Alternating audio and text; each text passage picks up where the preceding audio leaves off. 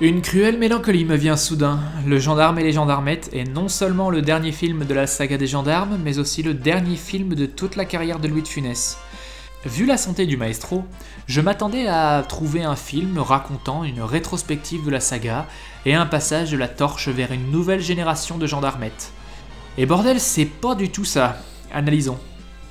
La gendarmerie de Saint-Tropez accueille, à titre expérimental, 4 jeunes stagiaires féminines qui, bien sûr, font forte impression sur nos brigadiers, même si Berlico doit bien avoir 150 ans de plus que chacune des biquettes, mais passons. Lentement mais sûrement, leur apprentissage progresse, avec ses hauts et ses bas, mais toutes les parties semblent apprécier cette nouvelle brigade, jusqu'au jour où les donzelles se font enlever une par une. Pourquoi ? Il est de la responsabilité de Gerbert et Cruchot de les retrouver avant qu'il ne soit trop tard. Mettons les choses au clair tout de suite, tous ces petits attouchements, caresses et autres papouilles ne seraient plus tolérés si le film avait été fait de nos jours. Mais j'en tiendrai pas rigueur parce qu'elles sont toujours intégrées dans une logique de ridiculiser les coupables. Et même si l'on voit culottes et autres soutiens-gorge, on n'a pas le droit à une paire de nichons gratuites comme dans Le Gendarme et les extraterrestres. Pourtant, la scène la plus amusante du premier acte laisse la gendarmette tout habillée. C'est bien la preuve qu'on n'a pas forcément besoin de nudité, si. C'est pas pour cracher sur les gendarmettes, elles sont effectivement ravissantes, et elles jouent même très bien. Le scénario en lui-même est un petit peu convenu et prend de curieux raccourcis qui rendent la soupe un peu incohérente. Qui plus est, le tout semble un petit peu inachevé. La conclusion est expédiée et déçoit. Louis de Funès apparaît souvent vidé de son essence.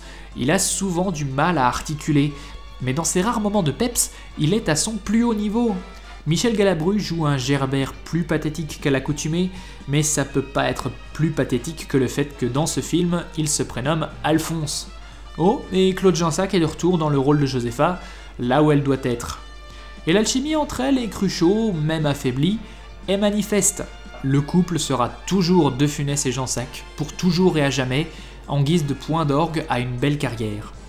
Le Gendarme et les Gendarmettes n'est certainement pas le film auquel je m'attendais. Et le scénario a tellement de trous qu'on pourrait y égoutter un plat de pâtes, mais il a beaucoup plus de cœur que Le Gendarme et les extraterrestres. On rigole parfois, mais avec un grand plaisir. De Funès a perdu son tranchant, Galabru et Jansac essaient de récupérer l'énergie, avec un certain talent d'ailleurs, mais la magie a du mal à opérer. Je le recommanderais quand même, mais à mon avis le film a raté sa vocation. La transmission des valeurs vers la nouvelle génération. De Funès fatigué seul face à des gendarmettes, leur apprenant le métier entre deux champs de lavande, aurait eu bien plus d'impact à mon sens.